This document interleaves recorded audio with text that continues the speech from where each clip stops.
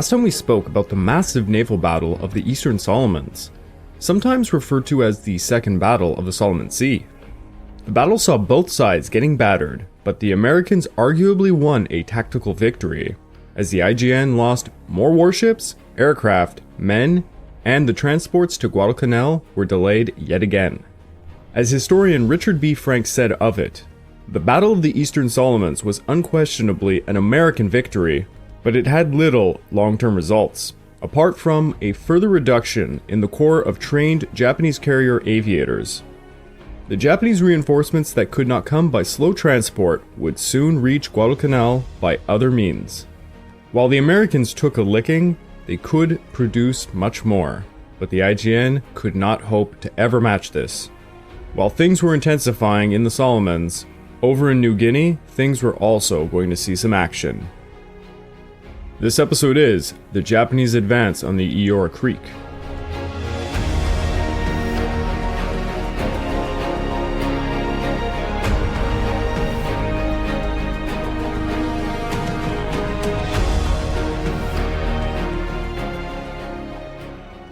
Welcome back to the Pacific War Podcast week by week, and I'm your dutiful host, Greg Watson. But before we can begin, I just want to remind you all that this podcast is only made possible through the efforts of Kings and Generals over at YouTube. Perhaps you want to learn more about World War II? Kings and Generals has an assortment of episodes on World War II and much, much more, so go give them a look over at YouTube. So please subscribe to Kings and Generals over at YouTube and continue to help us produce this content by checking out www.patreon.com/kingsandgenerals. And hey, don't forget about our sister podcast over at the Age of Conquest, the Fall and Rise of China podcast, written and narrated by me. And if after all that you are still hungry for some history, why don't you check out my personal channel, the Pacific War channel over at YouTube, where I have content going as far back as the Opium Wars of the 1800s, all the way up to the end of the Pacific War in 1945. Give it a look, it'll mean a lot to me. Now, as the naval battle for the Eastern Solomons was raging on, the Japanese were still up to their necks in mud, figuratively, and quite literally, on New Guinea. The Japanese gave the Allies a thrashing on the Kokoda Track. And for all of you Australians out there, yes, please forgive me for saying Kokoda for so long. Kokoda Track, and now the bulk of the South Seas detachment finally made it onto New Guinean soil. The Japanese were hard-pressed to continue their momentum to drive against Port Moresby. To face the enemy, the Australians were about to perform their own version of the Battle of Thermopylae. The Australians had just been smacked around at Diniki. They were marching their way to Isurava.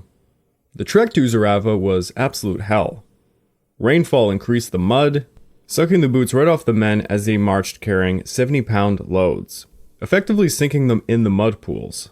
They also had to climb what was colloquially called the Golden Stairs. These stairs consisted of several thousand pieces of logs that had been jammed into a muddy mountainside, held in place by wooden pegs. Behind each log, which were at irregular heights, were muddy steps, clamoring with rushing water, making it a nightmare of slipping feet. Overloaded and exhausted, these guys continuously crashed into another and would be reduced many times to climbing on their hands and knees as rain poured down upon them. By the way, if you were picturing lush tropical rain looking crystalline, it was nothing like that. The rain scoured around, causing these yellowish, stinking pools of water to emerge everywhere. This was not like a nice shower. So the men climbed these golden stairs, some sections rising up 1,300 feet for 2 miles, others dropped 1,600 feet, and then rising again another 2,000 feet for 2.5 miles. It took some companies of men over 12 hours to complete the 90-mile trek up and down. It makes me tired just thinking about it. By the time the men reached their destination, they were in no fit shape for a fight at all. As 27-year-old Captain Philip Roden described it, "Gradually men dropped out utterly exhausted. Just couldn't go on. You'd come to a group of men and say, 'Come on, we must go on,' but it was physically impossible to move. Many were lying down and had been sick. Some ate, others lay and were sick, and others just lay. Some tried to eat and couldn't."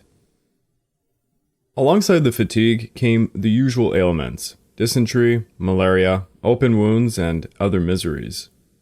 The Japanese would refer to the Kokura Track as the path of infinite sorrow. To make matters worse for the Allies, General Hori had just arrived. For the Japanese, this of course was a huge morale boost. Despite their amazing progress along the track, the men at the front lines near Daniki were in no good position. The logistics of moving equipment and food to the front was extremely difficult. More than 3,500 men posted near the front lines at Isurava required 3 tons of food and supplies a day. Trucks and other vehicles moved about 20 miles from the coast along the slippery log roads the Japanese engineers had built. But these were often smashed by Allied aircraft. After 20 miles, they had to rely on native carriers and their Korean laborers. The guys carrying the supplies suffered tremendously from the mud and unbearable humidity. The entire trek was around 21 days long, and General Hori estimated he required 4,600 carriers along the track to keep his men fully supplied. Another problem was the carriers' needs. Men have to eat. Men also get fatigued and become ill, especially in Green Hell. Men would constantly tumble off cliffs to their deaths, fall sick, or simply desert and run into the jungle. For the Japanese soldiers at the tip of the spear, they could not rely upon the supplies getting to them in time. They constantly had to forage for their own food. This often saw the Japanese simply attacking the defenders' positions in an attempt to steal their supplies, and the Australians began to see how they could use this to their advantage. Once the Australians realized how hungry their opponents were, they began to purposely contaminate their own food and leave it for the starving Japanese. The tainted food led tons of Japanese soldiers to be put out of action because of dysentery and severe diarrhea. It was truly a shitty situation. And of course, on top of all of this was malaria, which spread like wildfire amongst the troops. General Hori took personal command of the force on August the 25th, and he commenced the advance on Isurava during the night. Isurava was located in a flat clearing, with a few creeks running parallel to it. Hori's plan was to make a feint frontal attack to draw the Australians' attention while other units circled around to attack their flanks and encircle them so they could not escape. What General Hori was not aware of was that the Australians had also been reinforced recently.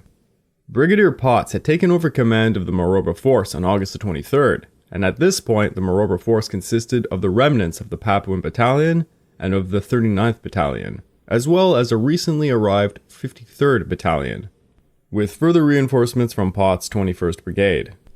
During the first few days of Potts' command, it took no time for him to realize the abysmal situation he was facing in regards to supply. Just like the Japanese, the Australians used native carriers to move supplies along the tedious trek. But now with the new reinforcements, Potts required more supplies, a total of 200,000 pounds worth of rations and ammunition. To meet this task, they needed 2,000 native carriers, and it was easier said than done to get them. Potts, amongst many others, believed aircraft would be the only way to save the situation, because the carriers simply could not meet the demand. To respond to the situation, General MacArthur decided on August the 24th to reinforce New Guinea with 6 Dauntless, 1 Flying Fortress, and 2 transport planes, but this of course would not be nearly enough. To make matters even worse, the damn weather was so bad it kept preventing planes from making trips. Thus, the air supply operation was very unreliable.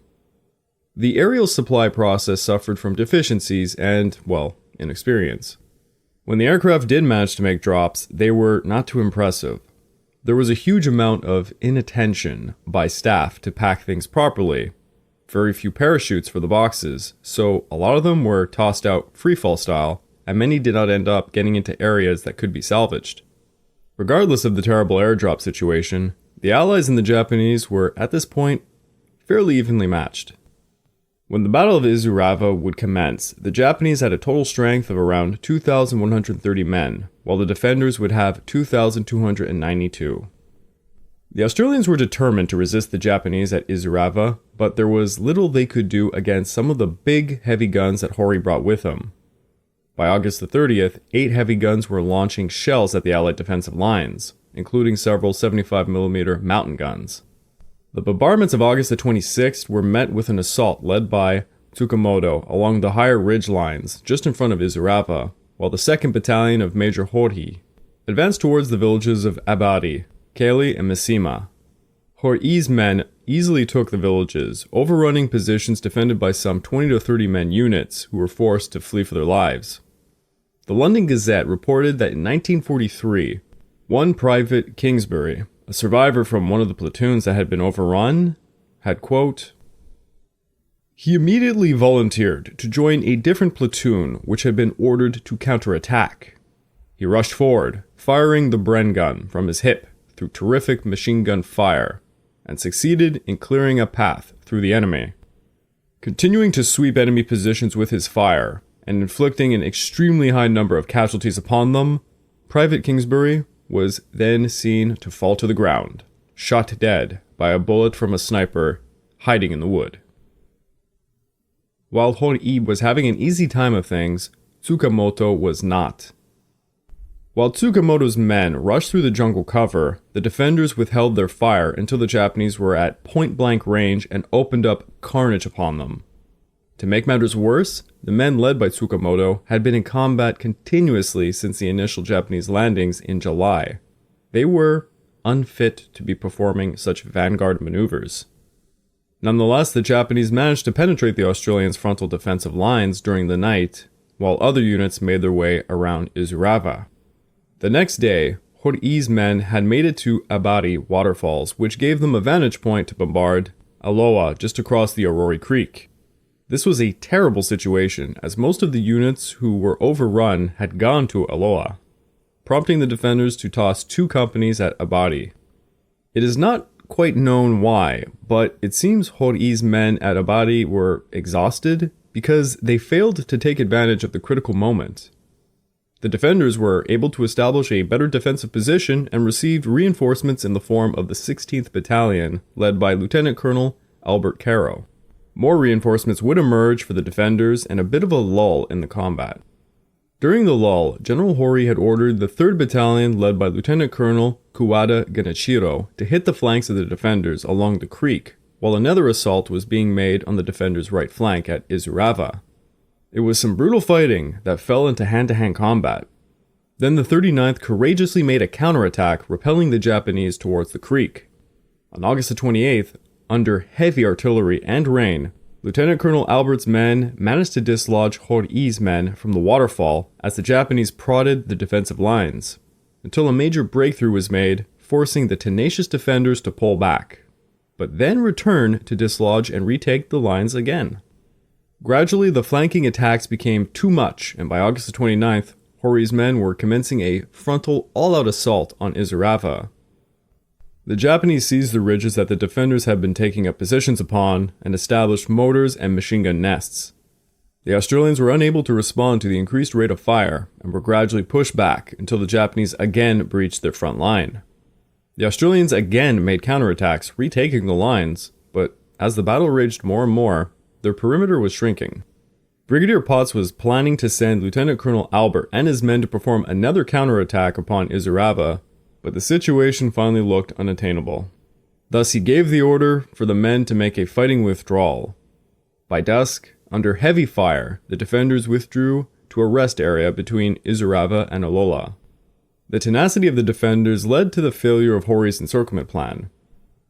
The Australians lost around 100 men, with another 100 or so wounded, while the Japanese had around 140 killed and 230 wounded. The lack of progression infuriated Hori, who began deploying the 41st Regiment led by Major Kowai Mitsuo to envelop the Australians in Alola. The Japanese also began a major bombardment of the rest area, where many Australians had fled to, leading Potts to order the men to head south of Alola towards Eora village. The Japanese, however, were close on their heels, causing a lot of chaos for the fleeing defenders. Tons of men got lost in the jungles, leading to captures and executions. By nightfall of August the 30th, the Japanese seized Alola, finding a ton of food and ammunition, much to the relief of Hori, who was fully aware of his supply line issue. The following morning, the defenders were scattered, fleeing south, with the 14th a mile south of Aloha, the 16th halfway between Alola and Eora, and the 36th and the 53rd Battalions further south towards a place called Maiola. Because of the Japanese being so close on their heels, many of these units, such as the 36th and the 53rd Battalions, would be too far south to help with the upcoming battle. On the other side, Hori received an order from General Hyakutake to advance on the southern slopes of the Owen Stanley Range, and to hold that position until the second echelon of forces arrived. Hori's men were facing terrible supply difficulties, a ton of casualties, but they had to stubbornly press onwards to chase down the enemy. Hori ordered the Yazawa detachment to chase the enemy towards a place called Eora Creek, with the Kowai units as their vanguard. Potts knew the Japanese were coming at any moment, and he had prepared his fighting withdrawal with leapfrogging ambushes along the tracks as his forces dug into new positions. Potts, like Hori, had many wounded who needed tending, and thus he had to buy time to move them further south out of harm's way. As the Allies knew full well what happened to prisoners of war under the Japanese. By September the 1st, the 16th and 14th Battalions reached Eora Village and established defensive positions to its south on a piece of high ground overlooking Templeton's Crossing. If you remember from previous episodes, it was named after Captain Sam Templeton, who was captured and executed by the Japanese. The Japanese chasing the defenders had a literal nightmare to deal with. The rain had increased, making the tracks muddier and slippier. Every mile the Japanese marched, they were met with ambushes leading to casualties upon more casualties, increasing their misery. The 16th and 14th Battalions began to cycle, setting up large ambushes and allowing the other battalion to flee with the supplies further south. On September the 2nd, the 16th pulled out completely of the Eora village, allowing the Japanese to storm it. There the Japanese found abandoned huts and tainted food. Hori was experiencing further supply line issues and had to put the men on reduced rations. Hunger and desperation was taking its toll on the Japanese, leading to less discipline. With the breakdown of said discipline came some butting heads between Major Kowai of the Kowai unit and Colonel Yazawa of the Yazawa detachment. The two men disagreed on the best approach for assaulting the area of Templeton's Crossing, known as the Gap. Their arguing bought the defenders more time, and soon they had made it all the way to Miola. Now the vanguard, led by Kowai, were the first Japanese units to cross the saddle of the Owen Stanley Range. For the Japanese, from that point onwards, it was literally downhill to Port Moresby, meaning things should have gotten far easier as far as marching is concerned. However, Miola was also a main supply hub for the defenders, meaning they would be on much firmer standing compared to the Japanese, whose supply lines were far past their limits.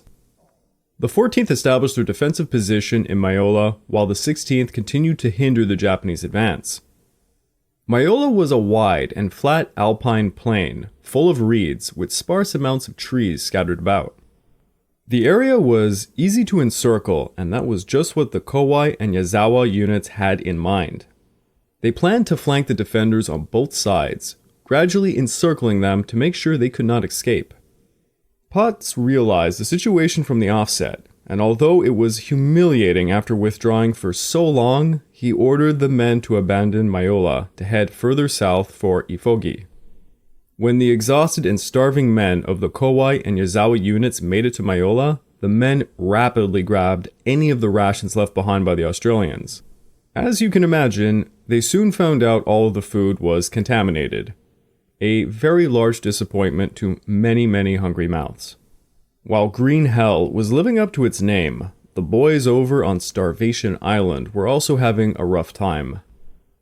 After the Battle of the Eastern Solomons, two options laid bare to the Japanese as to how to get rid of the American air power on Guadalcanal.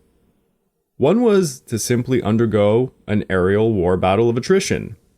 The other was to seize Henderson Field. For the past 2 weeks, the Japanese had been going with option number 1, while vigorously planning for option number 2. The Americans retaliated by trying to establish a regular supply shuttle covered by their carriers. On August 26th, the 11th Air Fleet sent 17 Bettys with 9 Zeros to hammer the field, but the Coast Watchers were able to spot them. They reported it in, leading a dozen or so Wildcats to be up in the air ready to meet them. The Marine pilots claimed they took down 8 Bettys and 5 Zeros at the cost of a single Wildcat, while the Japanese claimed they took down 9 Wildcats at the loss of just 2 bombers. So, pretty much the regular old claims being made on both sides. The next day, terrible weather turned Japanese pilots away from the action, leading to a land action instead. General Vandegrift had moved over the 2nd Battalion of the 5th Marines from Tulagi to Guadalcanal by August 21st. He was then able to field 6 infantry battalions, but still had too few rifles to guarantee a secure defense of the long perimeter. The Marines regarded their passive stance around the Lunga Point as poor tactics and corrosive to morale.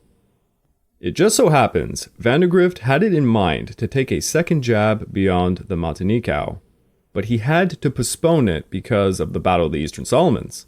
Yet with that naval battle won and done, he now felt it was the right time to toss the 1st Battalion of the 5th Marines, led by Colonel William Maxwell, into the fray. Maxwell was given orders containing a bit of ambiguity. He was told to attack the land west of Kukumbona, sweep down the coast, and return to the perimeter by nightfall. He was also told they would use artillery to bombard the mouth of the Matanikau to create a diversion, while a rifleman company would slip across the stream to block the Japanese retreat into the jungle. However, no one knew exactly where the Japanese fortified positions were. Maxwell had 933 men under his command, but he had a few problems. 24 of the 33 officers under him had joined since around April the 1st, thanks to a wholesale transfer to fill out the 7th Marines.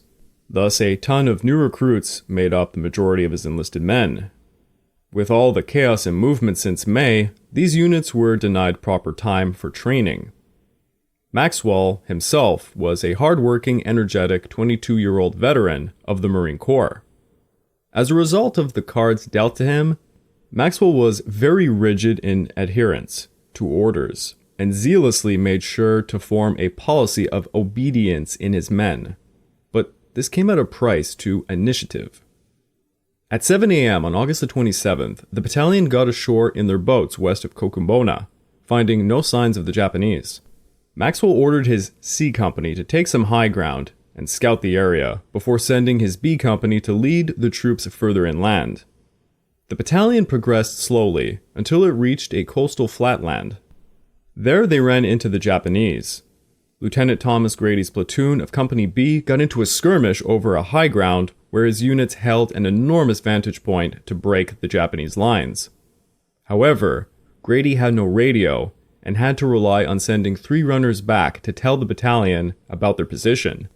Each of the runners were overcome by heat, but eventually a message came back to Grady telling him to stand fast. Grady considered launching an attack because of the great position he held, but was deterred because of Lieutenant Colonel Maxwell's emphasis on obedience to orders. In the end, Maxwell had to give up the position and return to the perimeter by nightfall. In the meantime, Maxwell had radioed in asking for boats to return the battalion at 2:30.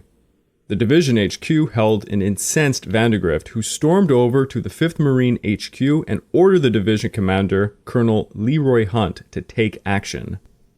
Hunt relieved Maxwell of command by radio and headed over to the battalion by boat. However, with the day waned far too long to renew the skirmish, the battalion passed the night holding the high ground. During the darkness, the Japanese slipped out of the area carrying 40 of their wounded, and by dawn, the 1st Battalion swept over the scene of the skirmish, counting around 20 dead Japanese. The 5th Marines had 3 deaths and 9 wounded for their efforts. A lot of blame was placed on Maxwell, but in retrospect, he faced a more difficult tactical situation than his superiors recognized at the time. In truth, though, Vandegrift had suspected Maxwell to lack leadership because of the slow advancement of his battalion since August the 7th, and the situation had merely validated his preconceived opinions of the man. While Maxwell's men fought, the IJN began a series of actions to bolster their air power at Rabaul. By August 29th, the IJN could count on 41 Zeros, 37 Bettys, 6 Vals, 1 reconnaissance plane, and 3 flying boats. Of all of these, 28 were operational, barely half. The Japanese believed the Americans on Guadalcanal had around 30 aircraft at that point. Thus, they knew they needed to up their numbers and began to allocate aircraft from other areas to Rabaul. By September the 20th, Rabaul would be packing 93 long-range Zeros, 38 short-range Zeros, 81 Bettys, 6 Vals, 4 reconnaissance planes, and 14 flying boats. A formidable armada. On top of this, they formed plans to construct a new airfield at Buen, on the southeastern tip of Bougainville. To match the buildup of aircraft was the arrival of Major General Kiyotaki Kawaguchi and the 35th Infantry Brigade. Kawaguchi originally was slated to hit Fiji in July during the post-Midway mop-up operations, and then hit New Guinea. But after the Americans set their toes on Guadalcanal earlier than expected, he was shifted over. The 17th Army staff presented Kawaguchi upon his landing at Rabaul on August 28th with orders to go directly to Guadalcanal on transports. Kawaguchi questioned the vulnerability of transports because of the American carriers in the region. He then counter-proposed to take his brigade to Shortland and then leapfrog to Guadalcanal by barge. The idea did not win anyone over. Instead, Mikawa and Hyokitake said they would transport him using the Tokyo Express, to which Kawaguchi refused to move a single man of his brigade without further orders from his army superiors. Some good old Army-Navy bickering at work. For those who don't know, the Tokyo Express was the IGN's tactic of moving troops and supplies to places like the Solomon Islands or New Guinea using faster warships, specifically destroyers instead of transports. This was because of the enormous air power over Guadalcanal, and the American carriers for that matter, which would simply crush any slow-moving transports trying to sneak in. The Japanese referred to this tactic as Nozumi Yuso, rat transportation, and it would turn out to be a terrible strategic error. The IGN would lose many destroyers for the 15 months they ran the Tokyo Express, with little to no gain. It goes without saying, the lack of success was what made Kawaguchi so adamant not to go through with it. On August the 30th, new orders came in authorizing the movement of some of Kawaguchi's brigade by barge. The IGN thought this was incredibly stupid and would result in half of the troops never making it to Guadalcanal, so they shipped the 2nd Battalion 4th Infantry Regiment via the Tokyo Express as Kawaguchi prepared his fantastic barge idea. Seriously, it's very stupid. This led to the 124th Infantry under Colonel Akinozuki Oka to organize a barge convoy for 1,000 men. Well, the Tokyo Express was attacked by 11 Dauntless from Henderson Field, resulting in the destruction of the destroyer Asagiri, killing the captain Arita and many others. 80 officers and 128 crewmen survived, alongside 83 and 150 Army passengers. Destroyers Yugiri and Shirakumo both took hits as well, killing 3 officers and killing 31 crew. Another 62 Army passengers also died. Things were not looking good for the Japanese in the South Pacific. I would like to take this time to remind all of you that this podcast is only made possible through the efforts of Kings and Generals over at YouTube. Please go subscribe to Kings and Generals over at YouTube and continue to help us produce this content by checking out www.patreon.com/kingsandgenerals. And hey, don't forget about our sister podcast over at The Age of Conquest, the Fall and Rise of China podcast, written and narrated by me. And if after all of that you are still hungry for some more history, why don't you check out my personal channel, the Pacific War channel, over at YouTube, where I have content going as far back as the Opium Wars of the 1800s, all the way up to the end of the Pacific War in 1945. Give it a look, it'll mean a lot to me. The courageous boys down under fought their hearts out along the Kokoda track. Not Kokoda. We hear you, Australians. But now they were fighting on the Owen Stanley Range, dangerously close to Port Moresby. The Marines on Guadalcanal had a minor skirmish around Cocumbona, but the action is really going to happen next week.